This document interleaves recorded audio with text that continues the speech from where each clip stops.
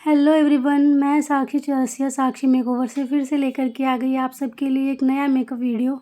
तो ये जो लुक है ये मैंने पिछले साल करवा चौथ पे क्रिएट किया था और मैं अपलोड करना भूल गई थी, तो अब कर रही हूँ।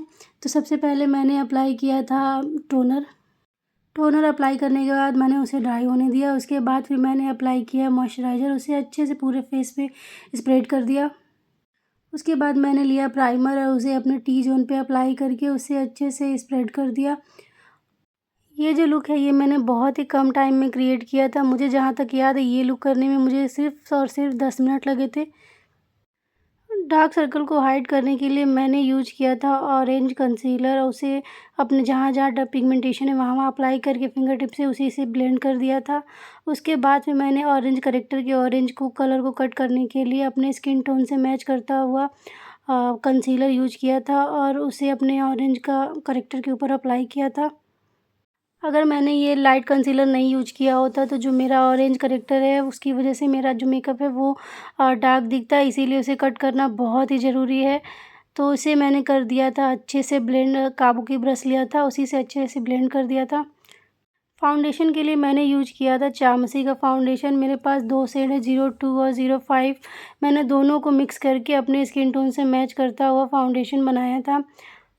अगर आप भी अपनी वैनिटी में चारमसी के कोई 2 शेड रखना चाहते हैं तो आप 02 और 05 रखिए। आप medium to fair skin tone तक का मेकअप या लुक इससे क्रिएट कर सकते हैं बहुत अच्छे से। ये फाउंडेशन बहुत ही अच्छा है, वो मैट लुक देता है, लेकिन थोड़ा-सा ड्राई जल्दी होता है तो जल्दी-जल्दी इसे ब्लेंड करना पड़ता है। अगर आपका स्किन बहुत ज़्यादा ड्राई है तो आप ये फाउंडेशन लगाने से पहले जो अपना सीटीएम है वो बहुत अच्छे से करें, मॉइस्चराइज़र बहुत अच्छे से लगाएँ, अपने फेस को हाइड्रेट करें अच्छे से। तो फाउंडेशन के बाद मैंने अप्लाई किया हाइलाइटर। हाइलाइटिंग के लिए मैंने यूज़ किया था क्रेयॉन का ivory shade. Highlighting concealer apply करने से आपका जो मेकअप है वो एक शेड और लाइट दिखने लगता है, जो कि आपने फाउंडेशन अप्लाई किया है उससे। तो मैंने इसे ब्लेंड करने के बाद ब्यूटी ब्लेंडर से ब्लेंड कर दिया। क्रीम प्रोडक्ट है तो ब्लेंडर से अच्छे से ब्लेंड होता है और टाइम भी कम था तो इसीलिए मैं ज़रा जल्दी-जल्दी कर लेती हूँ, तो मैंने ब्लेंडर से उसे ब्लेंड कर दिया। उसके बाद मैंने अप्लाई किया ब्लश। ब्लश के लिए मैंने यूज़ किया था हाफ़ एंड हाफ़ का ब्लश। डायरेक्ट अप्लाई करके मैंने उसे भी ब्लेंडर से ब्लेंड कर दिया था। उसके बाद फिर मैंने अपने बेस को सेट किया था। बेस को सेट करने के लिए मैंने जो यूज़ किया वो था लैक्मे 925 का कॉम्पैक्ट पाउडर मीडियम शेड में, उसी से मैंने अपने पूरे फेस को सेट किया था। कोई लूज़ पाउडर मैंने यूज़ नहीं किया था। उसके बाद मैंने अप्लाई किया था ब्लश। ब्लश एप्लीकेशन में यहाँ पे मेरे से एक गलती हो गई थी। मैंने जो अपना ब्लश था उसे अपने हैंड की बैक पे मिनिमाइज़ नहीं किया था, डायरेक्ट ही अपने फेस पे अप्लाई कर लिया था, जिसकी वजह से जो ब्लश है मेरा एक्स्ट्रा हो गया। तो बाद में उसे मैंने कम करने के लिए अपने ब्यूटी ब्लेंडर पे फेस मिस्ट लिया, स्प्रे किया और उसके बाद उससे अपने जो ब्लश को है उसे कम कर लिया था। ऐसे ही अगर आपका भी ज़्यादा हो जाए तो आप इसे कम कर सकते हैं। उसके बाद फिर मैंने अपने फेस को शेप दिया। पता है कि उल्टा हो गया था, पर मैं पहले नहीं करने वाली थी, फिर मुझे लगा कि नहीं ज़रूरत है तो उसके बाद मैंने कर लिया था। तो अच्छे से अपने फेस को शेप देने के लिए मैंने हल्का-हल्का अप्लाई किया, साथ ही साथ ब्लेंड कर दिया। बहुत डार्क मैंने यूज़ नहीं किया था। यहाँ पर मैंने ब्रॉन्ज़र जो यूज़ किया था वो थोड़ा-सा ग्लिटरी वाला था मेबलिन का, उसी से मैंने अपने फेस को शेप दिया था। थोड़ा-सा मैंने अपने डबल चिन को भी हाइड किया। अगर आपका फेस चबी है तो अपने फेस को स्लिम दिखाने के लिए आप क्रीम कॉन्टोर का ज़्यादा यूज करें। उसके बाद फिर फेस को सेट करने के बाद पाउडर कॉन्टोर से भी अपना फेस को शेप दें, इससे नेचुरल लुक आता है। ब्रॉन्ज़र एप्लीकेशन के बाद मैंने अप्लाई किया था क्रेयॉन डर्मा का मेकअप फिक्सर। इसे मैंने अपने बेस को अच्छे से सेट किया था। उसके बाद फिर मैंने अप्लाई किया हाइलाइटर। बहुत ही बजट फ्रेंडली हाइलाइटर है ये और इसका ग्लो बहुत ही अच्छा है। अगर आपको इसका नाम चाहिए तो प्लीज़ आप कमेंट करें। फेस मेकअप तो मेरा हो गया। उसके बाद फिर मैंने अप्लाई किया लिपस्टिक। तो लिपस्टिक के लिए जो मैं लिप लाइनर यूज़ कर रही हूँ वो है मार्स का। इसका शेड है कोको बटर। इससे मैंने अपने लिप को लाइन किया था, पाउडर लिप नहीं बनाया था। लिपस्टिक मैंने ऑफ कैमरा अप्लाई कर लिया था। उसके बाद फिर मैंने अपने आई बेस को ठीक किया। फिर मैंने लिया था ब्राउन पेंसिल और उसे मैंने अपने टाइट लाइन पर अप्लाई किया था। उसके बाद फिर मैंने उसे पेंसिल ब्रश से ब्लेंड कर दिया था अच्छे से। मुझे 10 minute easy makeup look create करना था, इसीलिए मैंने जो अपना आई लुक था वो भी सिंपल रखा था ताकि 10 मिनट में सारा कुछ कवर हो जाए।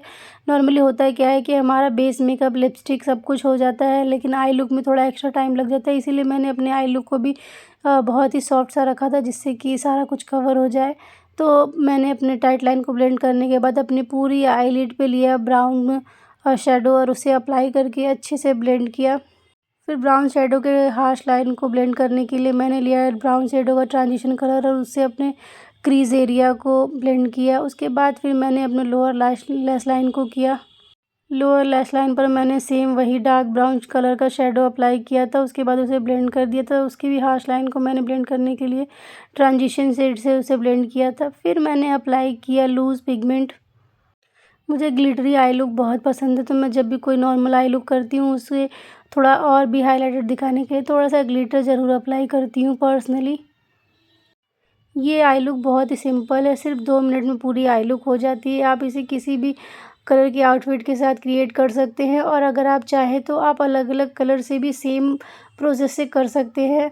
तो उसके बाद फिर मैंने अपने आईलैशेस को किया कर्ल करने के बाद मैंने अप्लाई किया मस्कारा।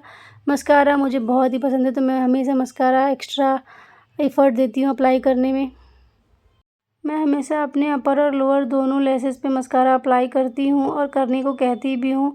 मस्कारा अप्लाई करने के बाद जो आई लुक का गेम है वो बिल्कुल चेंज हो जाता है। तो मस्कारा एप्लीकेशन के बाद मैंने अपने ब्रो बोन को हाईलाइट किया। ब्रो बोन को हाईलाइट करने के लिए मैंने वही सेम हाइलाइटर अप्लाई किया था जो मैंने फेस पे अप्लाई किया, उसे मैंने अपने ब्रो बोन पे और इनर कॉर्नर पे भी थोड़ा सा अप्लाई किया था। फिर मैंने किया अपने आईब्रोज़ को सेट। आईब्रोज़ को सेट करने के लिए सबसे पहले मैंने लिया अपना एक स्पूली ब्रश, उससे जितना भी एक्स्ट्रा प्रोडक्ट था उसे अपने आईब्रोज से डस्ट ऑफ किया। उसके बाद फिर मैंने लिया एक एंगुलर ब्रश और उस पर लिया ब्राउन और ब्लैक मिक्स करके ब्रो पाउडर और उससे अपने आईब्रोज को डिफ़ाइन किया। काजल के लिए मैंने यहाँ पे अप्लाई किया था वाइट जेल लाइनर। मुझे पर्सनली ऐसा लगता है कि वाइट काजल लगाने से फेस पे एक अलग से मासूमियत आ जाती है। तो काजल एप्लीकेशन के बाद मैंने अप्लाई किया एक छोटू सा बिंदी। उसके बाद मैंने अपने लुक को इन्हेंस करने के लिए वाइट कुमकुम से अपनी बिंदी के नीचे 3 डॉट्स दिए। उसके बाद लुक को कंप्लीट करने के लिए मैंने लगाया सिंदूर। तो सिंदूर मेरी शादी में मुझे पिंक कलर का लगा था। आप लोग प्लीज़ कमेंट में बताइएगा कि आपकी शादी में आपको किस कलर का सिंदूर लगाया गया था। आप लोग मुझे ये भी कमेंट में बताएं कि क्या आप लोग को पता है कि किस किस स्टेट में पिंक सिंदूर लगाया जाता है। अगर आप लोग को नहीं पता है तो फिर मैं बताऊंगी, लेकिन पहले आप लोग ट्राई तो करिए, देखती हूँ कौन कौन सही जवाब देता है। तो सिंदूर लगाने के बाद मेरा लुक हो गया कंप्लीट। मैं पूरा गेटअप लेकर के वापस आती हूँ, तो पूरे चद्दर वगैरह लेने के बाद, ज्वेलरी के बाद, ये था मेरा कंप्लीट लुक। आप लोग को ये लुक कैसा लगा प्लीज़ लाइक करें, कमेंट करें, शेयर करें और सब्सक्राइब करें। Bye bye.